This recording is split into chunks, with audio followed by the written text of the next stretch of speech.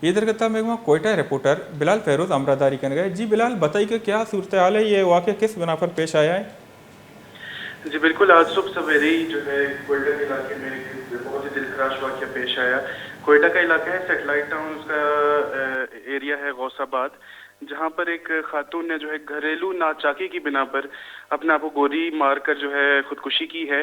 और जो मौके वारदात है वहाँ पर पुलिस पहुँच गई और उसने जो है ज़रूरी कार्रवाई के बाद लाश जो है वो सिविल अस्पताल में मुंतकिल कर दी है। जी ये फैमिली तरीके से मकसद कुछ अभी तक इंफॉर्मेशन कुछ आई है कि किस मकसद किस वजह की बिना पर ये खुदकुशी हुई है?